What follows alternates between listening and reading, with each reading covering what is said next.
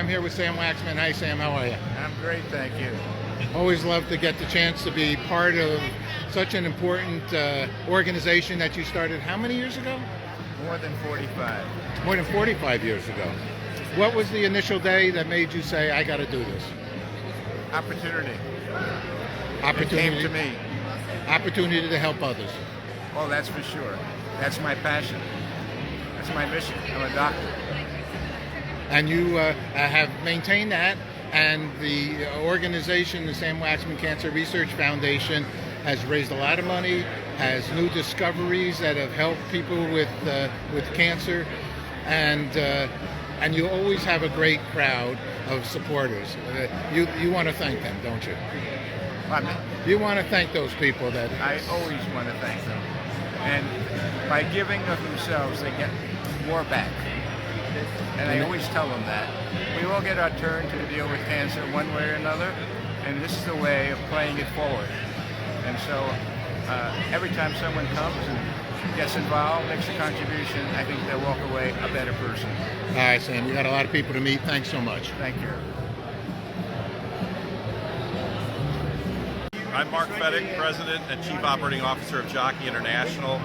We just want to say hello, and we're here this evening to pay tribute and to Deborah Waller, our Chairman and Chief Executive Officer, and also to raise significant funds for the Samuel Waxman Cancer Research Foundation in their fight to find a cure for cancer.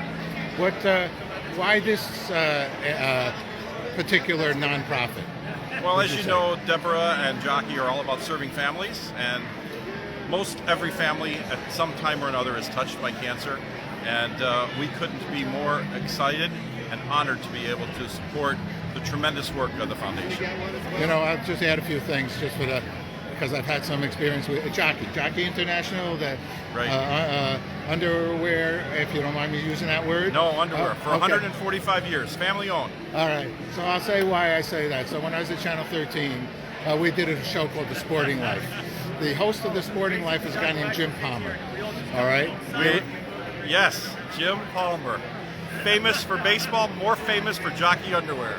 I saw Jim in Times Square. I said, we were good friends. I have a beautiful briefcase he gave me, and what a guy. Good for you. Not so many people can say they saw Jim Palmer in his underwear in Times Square. Well, I guess the advantages of getting older. There you go. Even older with a little bit of cancer, too. But I got early detection because of the grandkids seeing something on my body when swimming. So, Jockey, this is a very, I actually asked, I'll ask one time, mention one other thing. I said, if you wear tight underwear to an oncologist, is that I go to see so many doctors, does he think that can cause some problems? He said no. He didn't think that does cause problems, and he's a smart guy. Right, absolutely. So I can tell you this, if you wear jockey underwear, it's not going to cause any problems. I got so much jockey underwear in my lifetime, and congratulations for your company. What other socially good corporate citizenship outreach do you do? Well, we've been a responsible company for 145 years. Deborah is the third generation owner of the company. She was adopted into the family, and therefore she started 15 years ago a foundation that supports family who are adopting children and in the foster care system. We've been at that for 15 years, started locally, it's expanded nationally, and ultimately probably internationally. But basically we serve adopted families not only in their the adoption process, but as or more importantly, once the children arrive home and in their journey into a happy and healthy home. All right, well, congratulations being awarded this evening. This is a great organization. For them to see you in this good light is really good news. Thank you. Thank you. Enjoyed meeting you. Nice meeting you too.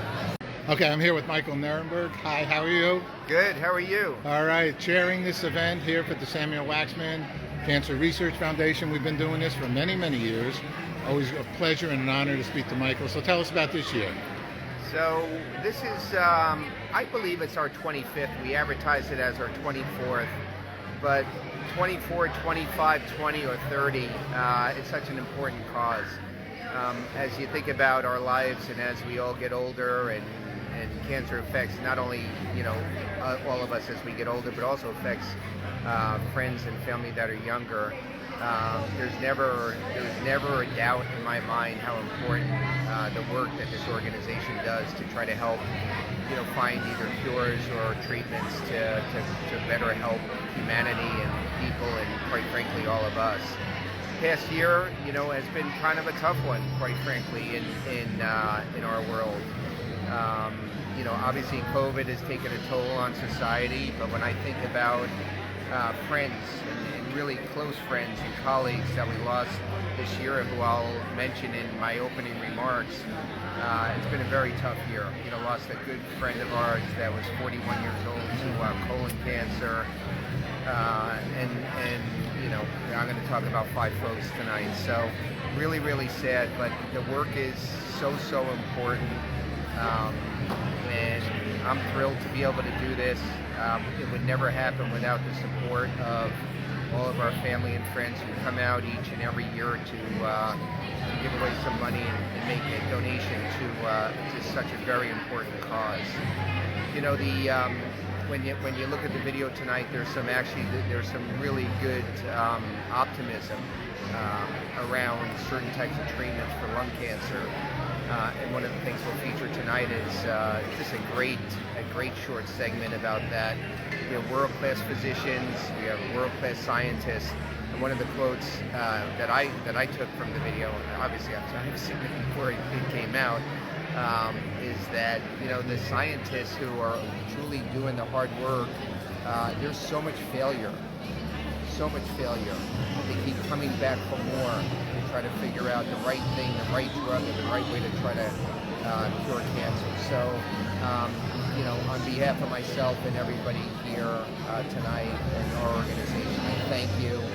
I look forward to a great night. It's great to see old family and friends, and let's go get them. All righty, beautiful. And remember, the sooner you get your body checked for any potential ills, the sooner you can be cured to move forward. A lot of people didn't go to the hospitals, go to doctors during this last 18 months, and that's very, very serious.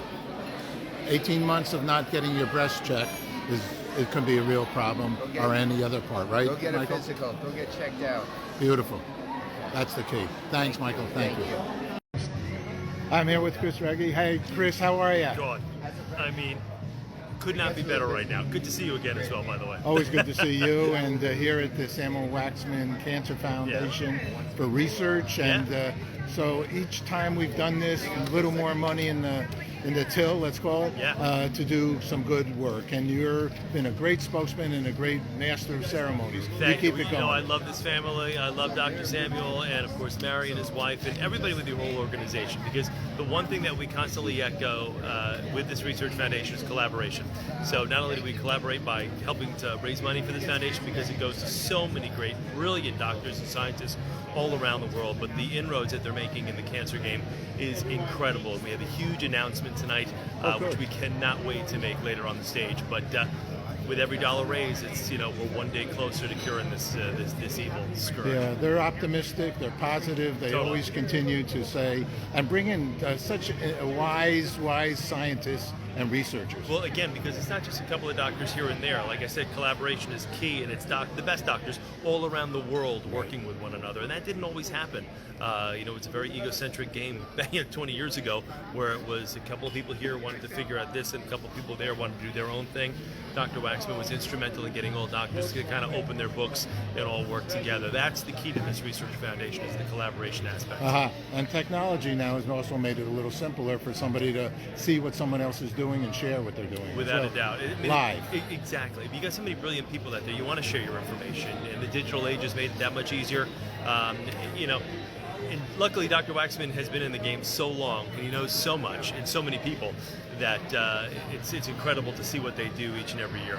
It's whether we're in the summertime or here, in this kind of this late fall gala, to get that kind of that annual checkup with Dr. Waxman of what's been going on. It's pretty mind-blowing. And the reality of having family and friends and so on. I know you're a family man. Yeah. And the importance of informing young people, the reason why they should be getting checked up, make sure. without a We doubt. do a lot of story. We did metastatic cancer this Yep. morning. If you don't check yourself, and especially with COVID, a lot of people didn't go to doctors. What do you think there? That was a huge problem the last 2 years. People have decided, you know what, I don't want to go to doctors, I don't need the checkups, don't want to go to hospitals, things of that nature. You've got to get in and get your checkups, got to make sure you're right. COVID or not, you still have to maintain your health. And cancer, like I said, it's prevalent. It's the 6 degrees of separation. We all know somebody that's been affected by it, whether it's directly, a friend, a relative. So you have to keep up and don't use COVID as an excuse. I'm telling you, go. My dad just battled prostate cancer through this pandemic. You have got to go get checked up. If he had waited, he might not be here right now, but he was luckily was able to catch it early on, and we were able to get him the treatment that he needed during the height of the pandemic. He didn't get COVID, cured the cancer, still with us. That's a blessing. Early diagnosis. I've Yeah, lost without a people doubt. that didn't, and I've know people that did. The ones that did and got checked up are still here. I did lose a close one who didn't realize. Yeah, and you're amazed how you get that news that you've got cancer, but then the doctor says, but luckily we've caught it early, it's very treatable, the survival rate is very high, we're just going to get to work on this right away, and before you know it, you're out of this thing, and you're like, wow, that was a battle well fought, you're still alive to tell about it. It's the early detection. No doubt about it. I have cancer, and so I don't tell a lot of Yep. people, but I have melanoma. Yep. And if it wasn't for my grandson seeing a couple marks on Poppy, Yeah. and my daughter saying, "Dad, get that checked out," even though I do get checked out, Yeah. but still. They found it. They cut it out. We're praying that it That's doesn't it. come back. And I'm glad you said early that. detection. Wouldn't be the same coming to do these events if I didn't see you. I'd have a harder time. No doubt I'm glad about to see it. you're doing well. It's awesome. Chris, I'm happy for you. You got You're it. doing great on my alma mater, CBS. You got it. And continue on. You too. Continue good health. Thank you.